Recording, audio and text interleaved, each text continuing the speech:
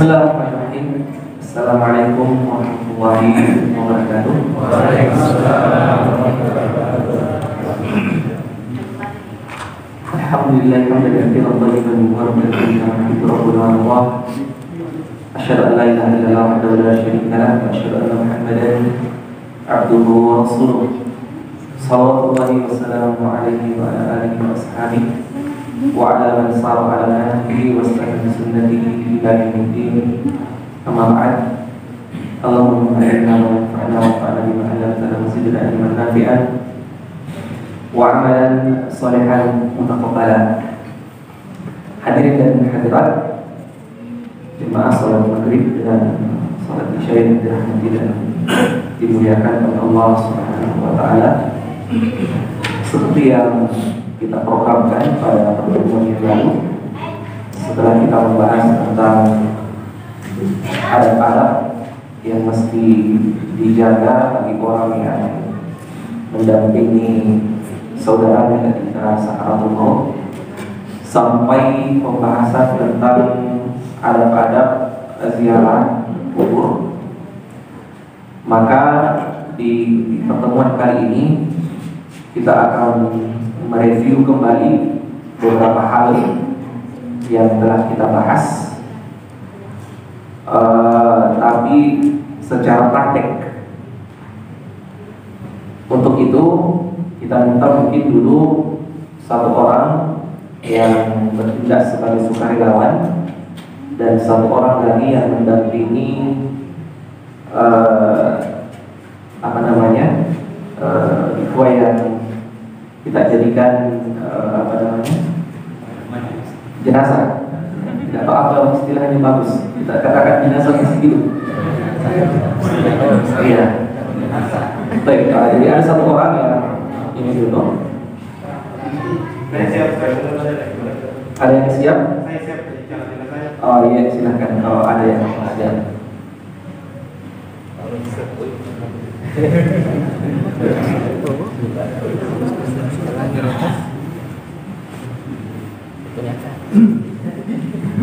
Balik. Ya ini kan aku lagi sakit ceritanya sekarang.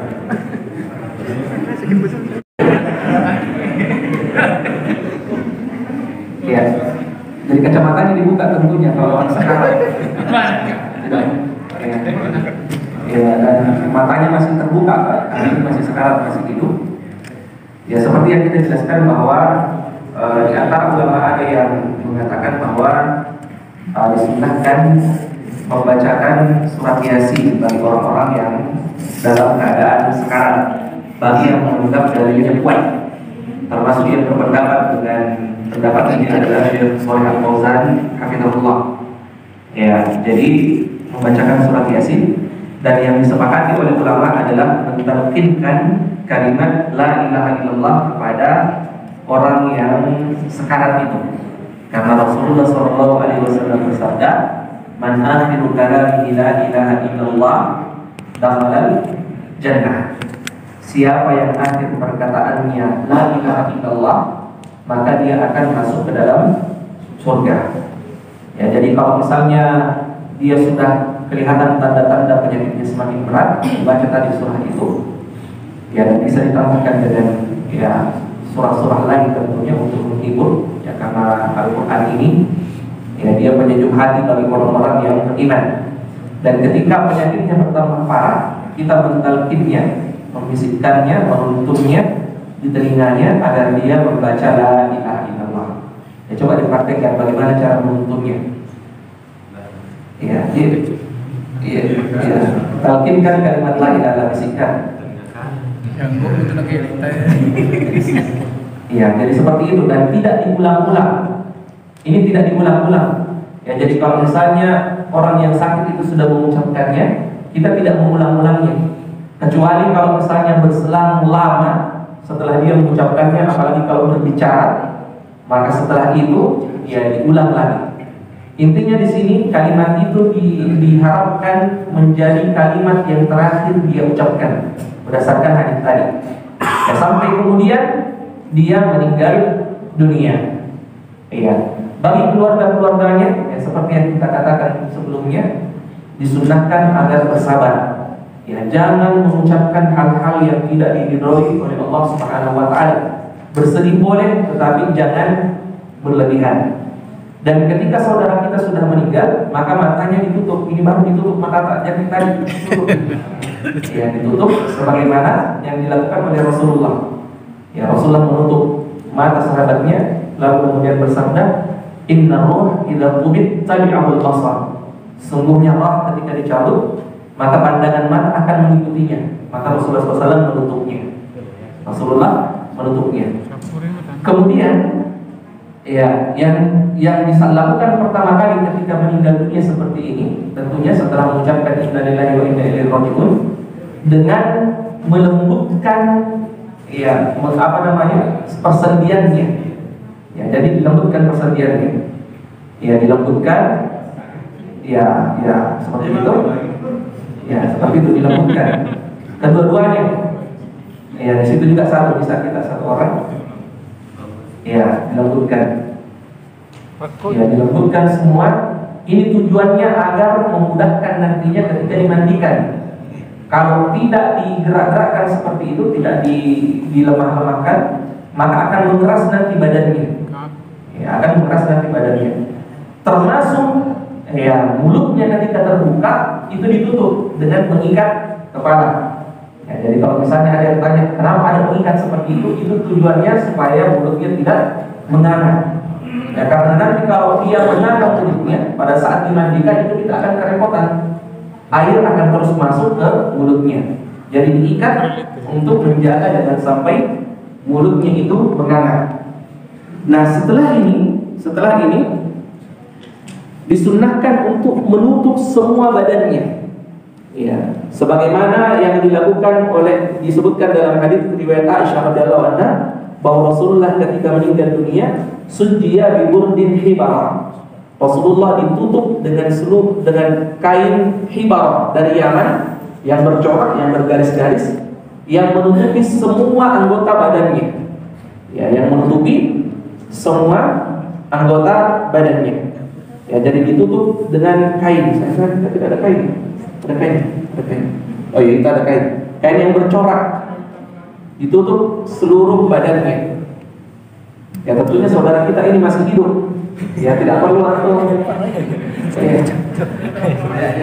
Ya, jangan tutup kepalanya. Ya, ditutup.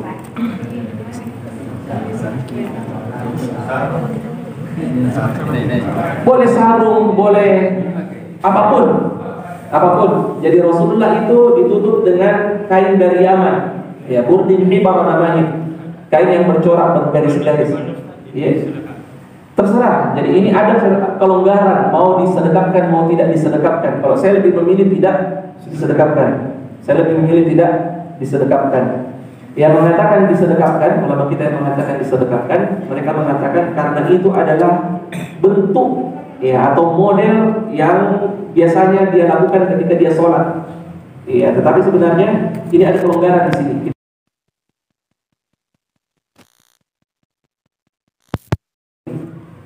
Jadi ditutup seperti ini. Nah, disinilah kalau ada keluarganya datang, tidak mengapa dia membuka wajahnya. Anak perempuan misalnya tidak apa-apa dia menciumnya, lalu kemudian mendoakannya. Ya, yang dijaga jangan sampai yang bukan mahramnya datang lalu kemudian, ya, menyentuhnya dan seterusnya. Ya, yang diperbolehkan untuk mencium misalnya adalah, ya, mencium keningnya adalah, ya, mahramnya, ya, adalah mahramnya. Nah, sambil ditutup seperti ini, kita kemudian menyiapkan alat-alat mandinya. Kita menyiapkan alat-alat mandinya. Tadi sebelumnya, ya, perlu kita jelaskan bahwa terkadang ada mayit itu keadaannya tidak memungkinkan untuk dimandikan. Ya, tidak memungkinkan untuk dimandikan. Seperti misalnya orang yang kecelakaan, yang badannya hancur, yang badannya rusak, ya, yang sulit untuk dimandikan, maka cukup ditayamumkan. Jangan paksakan. Ya, kalau badannya hancur, ya, kalau dimandikan tambah rusak, maka cukup dengan ditayamumkan. Ya, bagaimana cara mentayamumnya? Ya sama seperti ketika kita tayamum, ya kita tepukkan, ya coba perhatikan, tepukkan, lalu kemudian ya, tangannya, baru kemudian wajahnya, seperti itu. Ya, seperti itu. Jadi langsung saja selesai. Itu tidak perlu dimandikan lagi, langsung dikafani. Nah, kalau tidak seperti itu keadaannya normal, maka kita siapkan ya alat-alat untuk memandikannya. Yang pertama, kalau kita di Indonesia ini sampai sekarang kita masih manual. Dalam artian kalau ada orang yang meninggal, kita datang ke rumahnya untuk memandikannya. Kalau di beberapa negara itu seperti di Saudi, itu sudah ada markas tersendiri. Jadi bukan lagi petugasnya yang datang, jadi mayatnya yang didatangkan. Ya, tidak perlu repot-repot lagi. Ya, ini sebenarnya saya berangan-angan ada juga yang seperti ini. Ya, ada juga yang seperti ini. Ya, kenapa? Karena kalau terkadang petugas yang datang untuk memandikan, banyak orang-orang yang kemudian ikut masuk. Iya, padahal sunnahnya orang yang masuk memandikannya itu di tempat yang tertutup itu hanyalah orang yang memang bertugas, yang hanya sekedar menonton, yang hanya sekedar ya berdiri. Ya, ini tidak diperbolehkan masuk karena dikhawatirkan ada hal-hal yang dia lihat, lalu kemudian dia tidak bisa menjaga apa yang dia lihat itu, lalu kemudian dia menyebarkannya. Ya, makanya petugas itu dipilih adalah orang-orang yang amanah, yang apapun yang dia lihat dari keadaan si mayit itu dia tidak menceritakannya kepada orang lain. Ya, orang yang betul-betul amanah. Ya, jangan menceritakannya kepada orang lain. Dan tidak memperbolehkan orang selain yang memang bertugas untuk memandikan atau yang membantu untuk masuk ke dalamnya. Masuk ke dalam tempat memandikannya itu. Apa yang kita siapkan? Ya, apa yang kita siapkan? Kalau standarnya itu ya sebagian ikhwah ada yang terlalu menggampangkan. Padahal sebenarnya standarnya itu bagusnya ada kaos tangan, ya, ada masker, ya, apalagi sekarang musim pandemi, ada masker. Bahkan kalau di Saudi itu pakai celemek, biar tidak mengotori badannya, ya, pakai celemek. Baru kemudian ada kain yang dipersiapkan untuk membalut tangan pada saat kita nantinya membersihkan kotorannya. Jadi jangan membersihkan dengan tangan kosong, ya, sampai menyentuh kemaluan dan apa-apa yang tidak bisa disentuh langsung. Ya, jadi ada kain yang kita siapkan, ya, mungkin 2 meteran, dibalut dan di tangan untuk apa namanya membersihkan kotorannya. Ya, termasuk yang kita siapkan gunting kuku kalau misalnya panjang, gunting kuku, ya, gunting apa namanya kumis. Ya, kumisnya yang dirapikan, bukan jenggotnya. Ya, termasuk cukur kalau kita misalnya mau membersihkan bulu ketiaknya. Ya, kemudian kita siapkan air, tentu saja. Air, bagusnya kalau ada air yang memang sudah siap dan ada air yang mengalir, itu lebih bagus lagi. Lalu kita siapkan daun bidara. Daun bidara, kalau di Saudi itu serbuk. Saya sebenarnya berharap ada pabrik yang bisa menjadikan serbuk ini, karena selama ini kita tumbuk, ya masih ditumbuk. Ya, ini perlu kita cari ini. Kalau ada yang bisa cari tahu alat yang bisa menjadikan daun menjadi serbuk, itu lebih bagus. Ya, itu lebih bagus, serbuk, dijadikan serbuk. Itu daun bidara itu dicampur air. Jadi ada air yang merupakan campuran daun bidara. Ada juga air yang merupakan campuran kafur, barus. Itu juga ditumbuk, diperhalus sampai betul-betul halus, baru kemudian dicampur. Jadi ada campuran air bidara, ada campuran barus, dan ada air yang biasa. Ya, air untuk bilasan. Termasuk yang kita siapkan, kalau misalnya ada luka-luka kecil dan membutuhkan perban setelah setelah dimandikan, supaya darahnya tidak mengalir, itu juga kita siapkan dan bisa dibalut dengan plastik, ya, plastik tipis, baru kemudian diperban, ya, supaya tidak mengotori kain kafannya kalau misalnya masih ada darah yang mengalir. Bisa ditambahkan dengan sabun dan sampo, Ya, sampo dan sanpo. Dan terakhir yang kita siapkan adalah handuk. Handuk untuk membasuh nantinya, untuk mengeringkan badannya, dan kain yang dipakai untuk memandikan, untuk menutup auratnya. Ada kain yang memang tebal, jangan kain tipis. Kain tebal yang dipakai untuk menutup auratnya. Nah, kalau itu semua sudah siap, maka ya kita angkat si mayit, lalu kemudian kita ya angkat ke tempat memandikannya. Nah, taruhlah misalnya sekarang sudah diangkat ini. Nah, berapa orang yang mandikan biasanya? 2 orang, 3 orang. Ya, kalau Pak Abidin 2 orang saja. Atau 5 orang. Ya, 2-3 orang ya, 2-3 orang seperti yang kita katakan. 2 orang atau 3 orang ya, yang masuk hanya orang yang bertugas. Ya. Kalau ada yang masuk 1-2 orang untuk belajar, itu tidak mengapa. Ya, tapi yang tidak ada keperluannya jangan masuk. Ya, jangan masuk. Nah, di sini kita kemudian apa namanya? Ini kan masih tertutup ya. Kita ambil apa namanya? Iya. Tutup dulu auratnya. Iya. Baru kemudian ditarik itu kain yang menutup badannya. Ini kalau pakaiannya sudah terbuka dari awal, kita sudah membukanya. Iya. Kalau belum, di sini dibuka dengan cara ditutup dulu, dibuka ini baru ditutup, baru kemudian kalau masih memungkinkan untuk dibuka secara normal, kalau tidak digunting. Itu tidak mengapa digunting. Nah, kalau sudah seperti ini, hal yang pertama yang kita lakukan adalah mengeluarkan kotoran yang ada di perutnya dengan cara mendudukkannya. Ya, jadi didudukkan, baru kemudian diurut.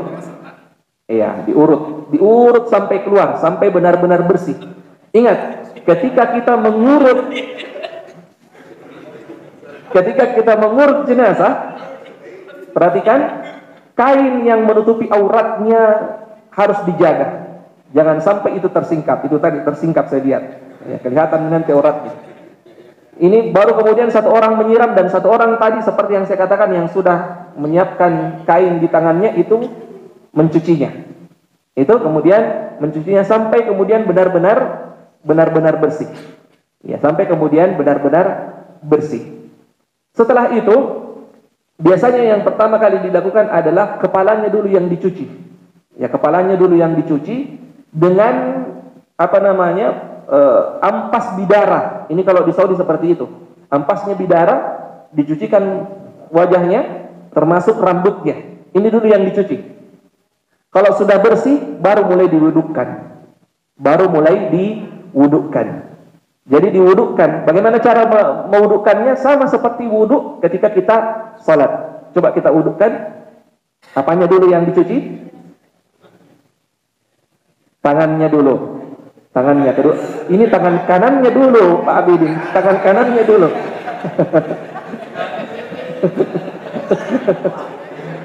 Tangan kanannya dulu.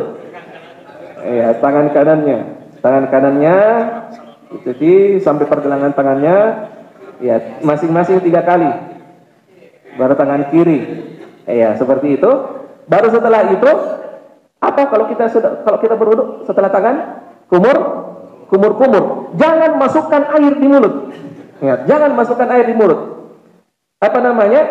Tangan yang pakai kaos tangan itu, atau bisa dikasih kain-kain kecil, dibasahi kain, baru kemudian dimasukkan secara lembut. Ya, dimasukkan secara lembut, dibersihkan rongga-rongga mulutnya. Ya, kapas juga bisa. Ya, jadi jangan masukkan air di mulutnya. Ingat, jangan masukkan air di mulutnya. Begitu juga di hidungnya. Kumur-kumur, begitu juga istinsyak. Baru setelah itu wajah.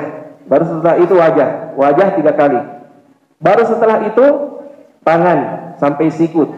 Iya, baru tangan sampai sikut, tangan kirinya.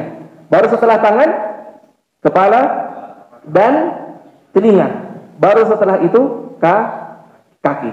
Ya, baru setelah itu kaki. Nah, setelah ini, ikhwas sekalian, baru kemudian kita mulai memandikannya dengan memulai di sebelah kanan badannya.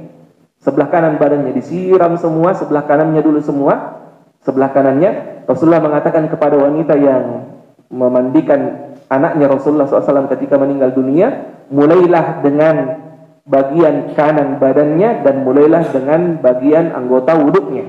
Itu kata Rasulullah SAW. Jadi mulai kanan dulu digosok semua, dibersihkan, dicuci. Bagian belakangnya bagaimana caranya? Perhatikan. Ya, dikasih miring. Kita kasih miring. Sama kalau kita mandikan. Perhatikan, ini kain yang menutupi auratnya harus terus tetap dijaga. Baru digosok bagian belakangnya. Ya, digosok bagian belakangnya. Gosok semua bagian belakangnya sampai kaki. Kalau sudah itu baru yang ya di bagian kirinya lagi seperti itu. Baru dimiringkan, kelihatan auratnya. Ya, ini perhatikan, itu yang paling penting. Itu yang paling penting kalau memandikan jenazah, perhatikan auratnya. Jangan sampai tersingkap. Baru kemudian digosok lagi bagian bawahnya. Ya. Ini bisa dengan air, langsung sekalian air, sabun, baru kemudian dibilas. Wajibnya 1 kali, sunnahnya bisa diulang beberapa kali sampai benar-benar bersih. Baru disiram dengan air campuran bidara, dan terakhir yang kita berikan adalah air campuran barus. Iya. Rasulullah SAW mengatakan, jadikan siraman terakhir kalian adalah air yang bercampur dengan kafur, dengan barus. Nah, setelah itu ambil itu tadi handuk yang untuk mengeringkan badannya. Iya, seperti itu. Ya, itu kembali handuk. Iya. Papak kemak. Ya, tepak kemak nih baru ditarik itu dari bawah. Jangan buka sekaligus begini. Itu kelihatan auratnya, tidak. Jadi semuanya seperti itu. Dijaga jangan sampai auratnya kelihatan. Nah, kalau sudah benar-benar bersih begini, sudah kering, ya dilihat kita di kuku-kukunya dipotong, dirapikan dan seterusnya. Nah, kalau sudah, baru kita siapkan kain kafannya. Ya, Nah, kita perlu belajar cara menyusun kain kafan ini. Kalau kain kafan laki-laki itu 3 helai. Berapa jumlah pengikatnya? Boleh 3, boleh 5, boleh 7, tergantung besarnya orang yang meninggal. Nah, ini perhatikan. Harus kita ajari nih ikhwah ini. Cara menyusun kain kafan, pengikatnya paling bawah. Oh, tidak ada di kita bawa pengikatnya. Jadi pengikatnya dulu paling bawah. Iya.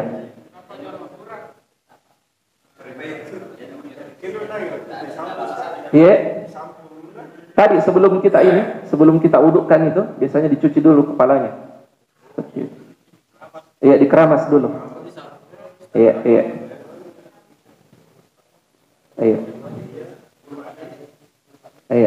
Bisa setelah berwudu, bisa sebelum berwudu. Tidak ada masalah yang seperti itu. Iya. Boleh sesudah wudu, boleh sebelum wudu. Itu tidak ada masalah.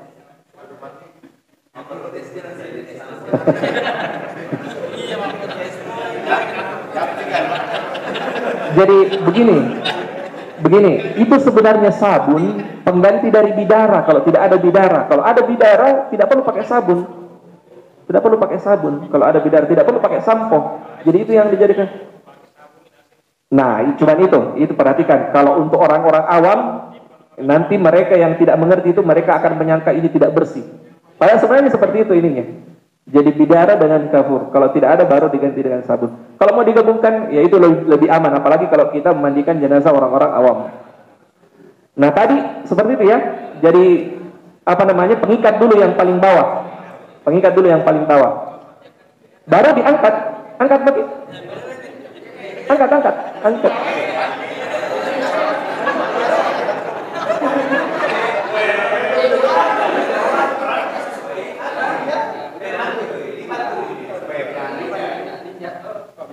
Ya, pintar. Itu tujuannya untuk apa? Supaya tidak terinjak. Angkat.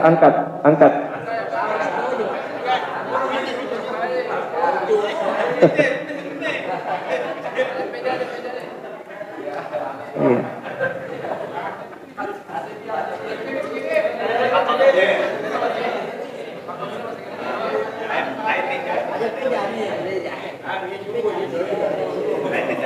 Perhatikan ya, diangkat dalam keadaan auratnya masih tertutup. Auratnya masih tertutup. Iya. Cara mengkafaninya perhatikan, ikhwah, membungkusnya. Hal yang pertama dulu.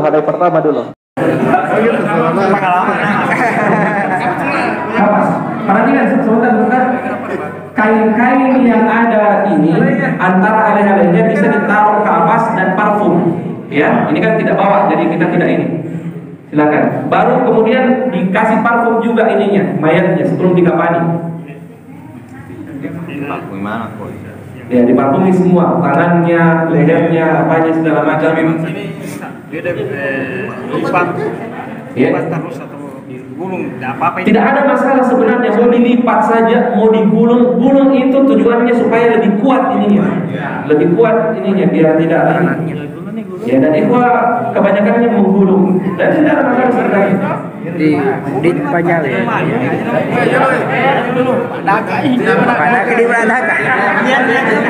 Perhatikan.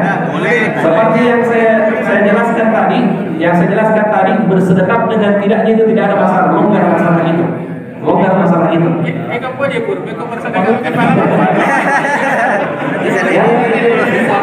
Sudah?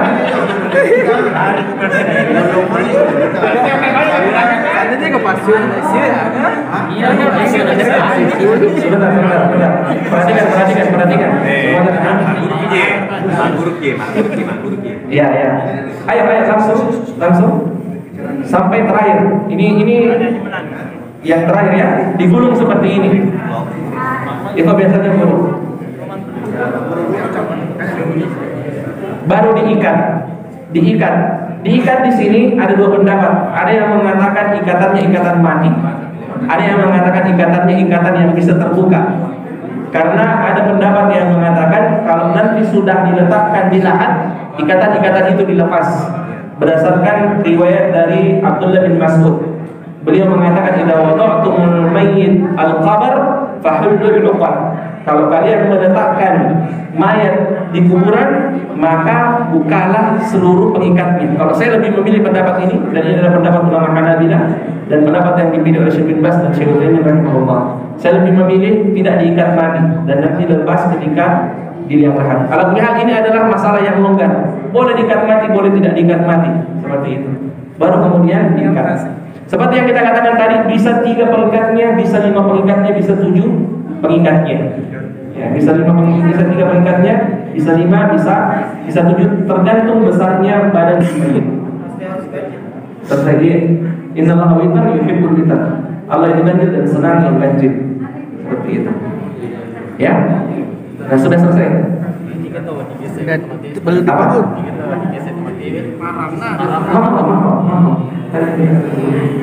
Kalau di kuburan itu dibuka apa?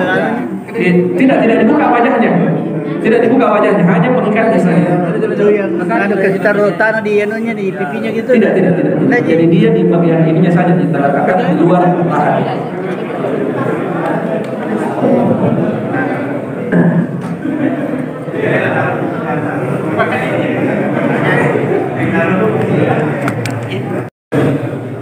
Sudah berani kira-kira memandikan mengkafani sendiri? Nah, kemudian setelah dikafani disolati. Ya, tentunya disolati.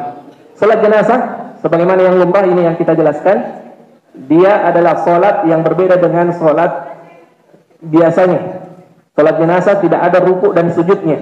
Jangan sampai ada yang ikut salat jenazah lalu kemudian rukuk setelah takbir. Ya, ini tidak ada rukuknya. Pada saat kita takbir yang pertama, kita membaca apa? Membaca Al-Fatihah. Setelah takbir yang pertama, kita takbir yang kedua membaca apa? Salawat. Allahumma salli ala Muhammad wa ala ali Muhammad kama sallaita ala Ibrahim wa ala ali Ibrahim innaka Hamidum Majid. Wa barik ala Muhammad wa ala ali Muhammad kama barakta ala Ibrahim wa ala ali Ibrahim innaka Hamidum Majid. Ya, ini bacaan setelah takbir yang kedua. Setelah takbir yang ketiga, di sini kita membaca doa. Dan doanya untuk jenazah sebenarnya adalah doa di dalam sholat, tidak setelah di luar sholat. Ya, ini kadang kita tidak menempatkan pada tempatnya. Paling afdalnya doakan dengan doa apa saja yang kita mau. Dan afdalnya tentu saja doa yang diajarkan oleh Rasulullah sallallahu alaihi wasallam. Di antara doanya kita membaca Allahumma ighfir lahu kalau dia laki-laki. Allahumma ighfir lahu warhamhu wa'afihi wa'fu anhu wa akrim nuzulahu wa wassi' mudkhalahu. Allahumma ighsilhu bil ma'i wal thaljil wal barq. Allahumma naqqihi minal khataaya kama naqqaita ath-thawbal abyad minad danas. Allahumma abdilhu daran khairan min darihi wa ahlan khairan min ahlihi wa zawjan khairan min zawjihi. Allahumma arhamhu wa adkhilhu al-jannah wa a'idhu min adzabil qabr wa min adzabin nar. Itu kalau sempurnanya. Bisa ditambah dengan doa Allahumma ighfir li hayyina wa mayyitina wa syahidina wa ghaibina wa saghirina wa kabirina wa dzakarina wa unthana. Allahumma man ahyaitahu minna fa ahyihi 'alal islam wa man tawaffaitahu minna fatawaffahu 'alal iman. Bisa ditambah dengan doa-doa itu. Kalau tidak hafal Ustaz, apa mikodong dibaca? Perbanyak doa Allahumma ighfir lahu, Allahumma ighfir lahu, Allahumma ighfir lahu. Allahumma ighfir lahu warhamhu, Allahumma ighfir lahu warhamhu. Itu saja yang kita ulang-ulang terus sampai imam takbir yang keempat. Setelah takbir yang keempat, lalu kemudian langsung salam. Assalamualaikum warahmatullahi. Perhatikan, ada sholat jenazah yang salamnya cuma sekali, ada juga yang 2 kali. Kalau antum sholat di Masjidil Haram itu salamnya satu kali. Jangan mengatakan nanti kalau pergi umroh, nah lupa lagi salam itu. Imamnya itu sudah itu. Itu memang salamnya 1 kali. Itu memang salamnya 1 kali dan boleh juga dua kali. Ya seperti itu. Kalau saya lebih menguatkan sebenarnya yang salam sekali, tapi tidak mengapa juga kalau mau dua kali. Yang saya praktekkan biasanya salam satu kali ketika sholat jenazah. Nah seperti itu. Bagaimana caranya kalau kita masbuk?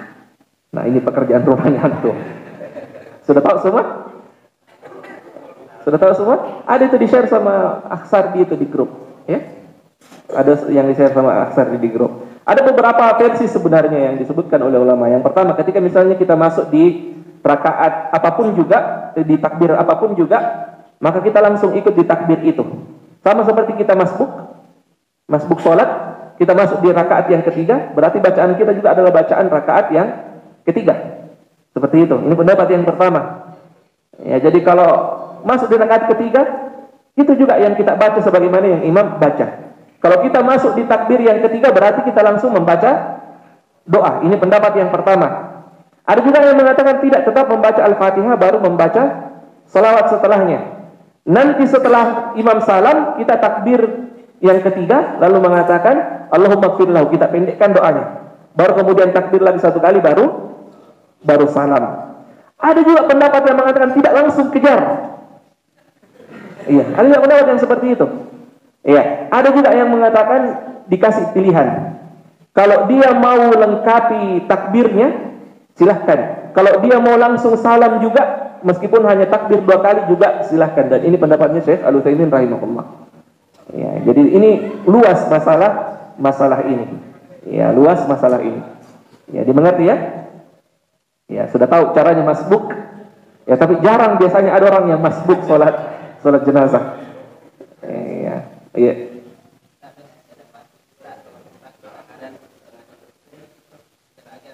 Ya, itu juga luas sebenarnya, luas. Ya, jadi mau dia turunkan dulu baru kemudian naikkan lagi, itu tidak ada masalah. Itu luas dalam masalah yang seperti itu. Ya, itu longgar dalam masalah yang seperti itu. Ya, ada lagi? Ya.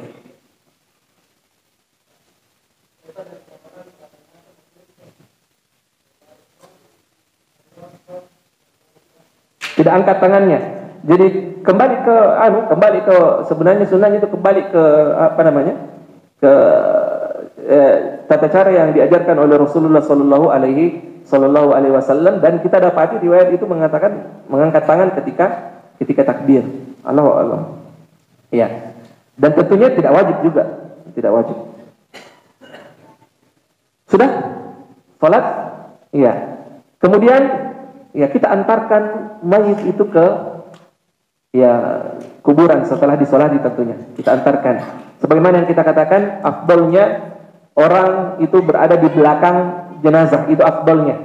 Karena ittiba'ul jenazah, mengikuti jenazah sesuai dengan namanya. Ya meskipun tidak mengapa kalau ada yang berjalan di depannya. Sampai ke kuburan, ya kita tentunya mengucapkan salam, membaca doa ketika kita masuk ke kuburan, dan seperti yang kita kuatkan pendapat, kita lepaskan sendal. Itu termasuk di antara adabnya. Kita lepaskan sandal. Kalau ada yang memakai sandal tidak diingkari karena itu memang khilaf, tetapi kita lebih menguatkan pendapat itu tadi, kita lepaskan sandal, itu bagian dari adab. Kita masuk mengantarkannya, lalu kemudian sampai di liang lahatnya, di dekat liang lahatnya. Kita dilarang duduk sebelum jenazah itu diletakkan. Ingat itu. Kita dilarang duduk di batu nisannya orang yang sudah meninggal dunia. Kita dilarang menginjaknya, melangkahinya. Ya, menjaga adab-adab ketika kita berada di kuburan. Lalu kemudian turun orang yang akan meletakkannya nantinya, mapesur kalau istilah kita. Ya, 3 orang biasanya. Ya, 3 orang. Disunnahkan memasukkan jenazah itu dari arah kakinya. Kalau memungkinkan, jangan dipaksakan, karena ini adalah sunnah. Kalau memungkinkan, disunnahkan memasukkannya dari arah kakinya. Ya, kalau kakinya, dari arah kakinya kita masukkan. Misalnya yang lahat seperti ini, di sini kepalanya, nanti di sini kakinya, kita masukkan dari sini, dari arah kakinya. Kalau memungkinkan, ya kalau susah karena tempat tidak mendukung, tidak mengapa dimasukkan ke mana saja. Masukkan, lalu kemudian yang 3 orang itu di bawah, dia yang kemudian menerimanya. Lalu kemudian menurunkannya ke bawah dengan membaca Bismillah wa ala sunnati Rasulillah. Bismillah wa ala sunnati Rasulillah. Tidak dengan adzan, tidak dengan bacaan-bacaan yang lainnya, itu yang kita baca. Bismillah wa ala sunnati Rasulillah. Diletakkan. Ya, nah di sini seperti yang kita katakan tadi, kalau yang memilih pendapat hulul uqad, lepaskan ikatan-ikatannya, maka dilepaskan ikatan-ikatannya. Kalau yang memilih pendapat tidak melepaskan, juga tidak mengapa. Ini masalahnya longgar. Perbaiki posisinya. Tadi yang ditanyakan Aji, bagaimana dengan tanah-tanah, itu sebenarnya tujuannya untuk menguatkan saja, biar tidak bergeser. Tujuannya karena untuk menjaga sunnahnya, mayit itu berbaring dengan posisi badan kanan sebelah bawah, ya, menghadap ke arah kiblat. Langgai pakai tanah-tanah, ya, di langga-langga itu bagian ininya. Nah, baru setelah itu masukkan papannya, baru kemudian dimasukkan tanahnya sampai selesai. Ya, tentunya dengan membuat kuburan itu tidak sama, tidak rata, tetapi ada gundukannya sampai selesai. Nah, di sini Rasulullah SAW mengajarkan beberapa sunnah. Ya, di antaranya Rasulullah SAW pernah mengatakan, mintakan ampunan dan sabat keistiqomahan kepada saudaramu ini, karena dia sebentar lagi akan ditanya. Ya, makanya kita disunahkan membaca Allahumma ighfir lahu, Allahumma ighfir lahu, Allahumma ighfir lahu, Allahumma tsabbithu, Allahumma tsabbithu, Allahumma tsabbithu. Itu yang kita baca. Tidak mengapa ada nasihat-nasihat yang berkaitan dengan kematian, seperti yang kita bahas pada pertemuan sebelumnya. Itu yang tentang kematian, tentang orang yang datang malaikat, itu yang pernah kita bahas. Ya. Selesai sampai di situ. Disunahkan juga ada yang menggenggam-genggamkan tanah. Ini salah satu di antara hikmahnya, kata ulama. Ini kita seakan-akan ikut serta, ya, memakamkan saudara kita ketika kita ini, meskipun kita tidak skop itu ini. Ya, cukup dengan 3 tanah. Ya, lalu membaca Allahumma ighfir lahu, Allahumma ighfir lahu, Allahumma ighfir lahu, Allahumma tsabbithu, Allahumma tsabbithu, Allahumma tsabbithu, sendiri-sendiri. Ya, sendiri-sendiri. Selesai, kita semua pulang. Yang meninggal menunggu, ya, kapan malaikat akan mendatanginya dan bertanya kepadanya. Ya, seperti itu. Yang kita semua nantinya akan merasakan semua itu. Iya, yang meskipun kita tahu jawabannya sekarang, belum tentu kita tahu jawabannya ketika kita nantinya ditanya oleh malaikat ketika kita berada di malam pertama kita di kuburan. Ini mungkin ikhwas sekalian, mudah-mudahan bermanfaat. Insya Allah semuanya sudah bisa dipanggil ini nanti untuk menyelenggarakan jenazah insya Allah. Ada pertanyaan? Ya, silahkan. Yang biasanya di sini kan ada bulatan yang di Iya, pipinya. Iya, iya, iya. Itu sebenarnya untuk menjaga tadi itu posisinya supaya pipinya sebenarnya tidak perlu dibuka. Soalnya tidak perlu dibuka. Iya, soalnya tidak perlu dibuka.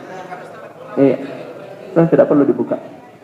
Yang dibuka itu ikatannya. Iya.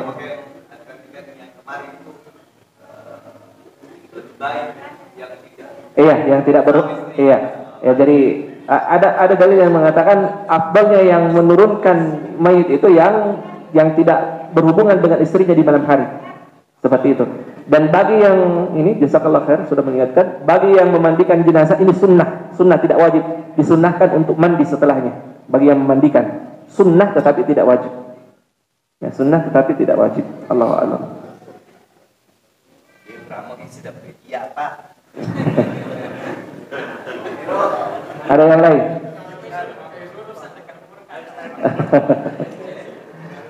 Iya.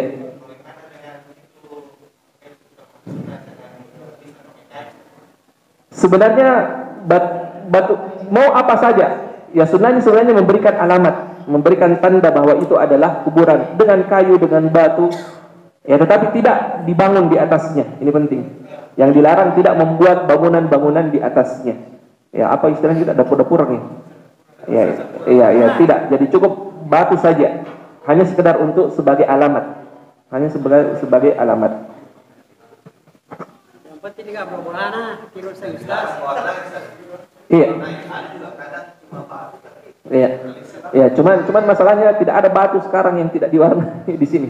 Sebenarnya sunnahnya tidak. Ya, batu saja hanya untuk memberikan ini. Kita sebenarnya di pekuburan kita mau seragamkan itu, batunya itu bagusnya diseragamkan dari ini, tapi sampai sekarang belum ini. Iya. Iya. Bismillah wa ala sunnati Rasulillah. Ya, karena siapapun yang menurunkan itu yang diperintahkan untuk membacanya. Nah. Iya. Biasanya kan orang sudah pulang, kadang-kadang keluarganya biasa yang tinggal. Benar itu, ada keluarganya biasa yang tinggal sementara, orang sudah pulang. Iya. Tinggal untuk apa? Ya, kalau untuk doa kan tidak perlu sebenarnya dia tinggal, dimanapun dia bisa mendoakannya. Dimanapun dia bisa mendoakannya. Yang diajarkan Rasul tadi itu dimintakan ampun, dimintakan agar dia bisa istiqomah. Allahumma ighfir lahu, Allahumma ighfir lahu, Allahumma ighfir lahu, Allahumma tsabbithu, Allahumma tsabbithu, Allahumma tsabbithu. Nah, talqin ini khilaf di kalangan ulama ini. Ini khilaf. Yang mengatakan dalilnya lemah tidak mengamalkannya. Yang mengatakan dalilnya kuat itu ada yang mengamalkannya. Kalau kami pribadi menganggap tidak ditalqinkan yang disunnahkan itu. Allahumma ighfir lahu, Allahumma ighfir lahu, dengan tetap menghargai kalau ada yang misalnya mau talqinkan seperti itu. Tapi kalau kami pribadi menganggap itu tidak ini. Itu dalilnya lemah sesuai dengan kajian kami.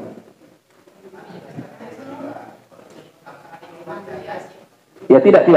Jadi penjelasan ulama yang berkaitan ikra'u surat Yasin ala mutaqib itu indah ihtidar, ketika sekarat. Adapun setelahnya tidak. Dan kita sudah jelaskan hikmahnya karena di dalam surat Yasin itu ada ya ayat-ayat yang menjelaskan tentang kehidupan dan kematian. Makanya orang yang sekarat itu diingatkan tentang itu supaya dia bisa ingat kepada Allah Subhanahu wa taala. Seperti itu hikmahnya kata para ulama. Adapun setelah meninggal tidak dibacakan lagi. Yang ada didoakan. Orang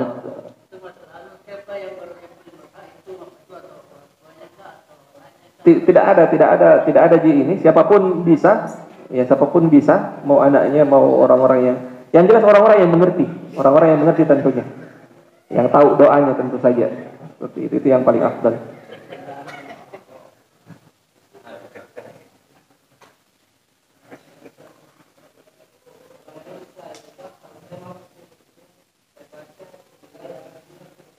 Iya, wa ala millah wa ala sunnah sama sebenarnya maknanya. Iya. Sama sebenarnya maknanya. Wa ala millah wa ala sunnah. Sama maknanya. Sudah? Kalau sudah, kita cukupkan sampai di sini. Mudah-mudahan bermanfaat. Subhanakallahumma bihamdik, asyhadu an la ilaha illa anta astaghfiruka wa atubu ilaik. Assalamualaikum warahmatullahi wabarakatuh.